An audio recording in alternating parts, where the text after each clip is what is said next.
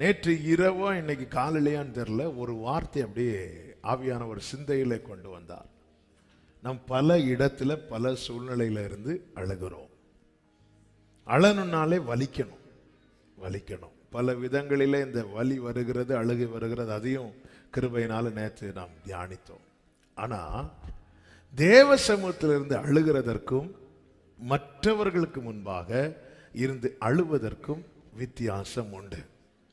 என்ன வித்தியாசம் அப்படின்னா, மற்றவர்கள்ட்ட அழுதா அது அழுகை, தேவ சமூகத்தில் அழுதா அந்த அழுகை விண்ணப்பமாக ஏற்றுக்கொள்ளப்படும். இந்த ஒரு வார்த்தையை உடனே என் நோட்டில் ஆண்டவர் எழுத வைத்தாங்க. என்னுடைய ஒரு சொட்டு கண்ணீர்ல 1000 விண்ணப்பங்கள் இருக்கிறது. என்னுடைய ஒரு சொட்டு கண்ணீர்ல, சில சொல்லுவாங்க தெரியுமா, உள்ளுக்குள்ள 1000 வலியை வச்சுட்டு வெளியே சிரிக்கிறாங்க. என்னுடைய ஒரு டிராப் கண்ணீர்ல 1000 விண்ணப்பங்கள் இருக்கிறது.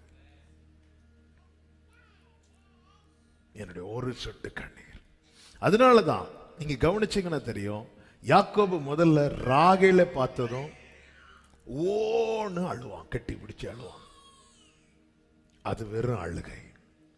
ஆனா யாபோக்காற்றின் கரையில தேவ சமூகத்துல இருந்து அழுதான் பாருங்க, அது விண்ணப்பம், அது விண்ணப்பம்,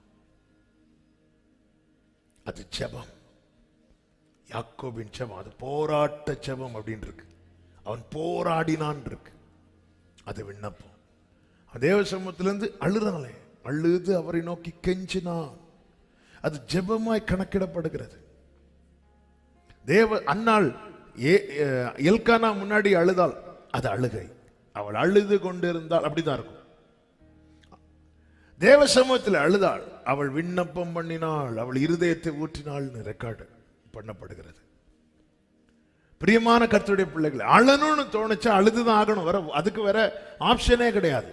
அழுகை அடக்கிட்டு இருந்தா சிக்காயிருவோம், பிசிக்கலா சிக்காகும், மென்டலாவும் நம்ம சிக்காயிருவோம், ரொம்ப சிக்காயிருவோம். இது ஆண்களுக்கும் பெண்களுக்கும் உள்ள வித்தியாசமே என்ன அப்படின்னா, ஆண்கள் நல்ல அழுகைய அடக்கிட்டு இருப்பாங்க, அது அவங்க ஹார்ட்டையே பாதிச்சிடும், அந்த அளவுக்கு சிக்காயிருவாங்க. பெண்கள்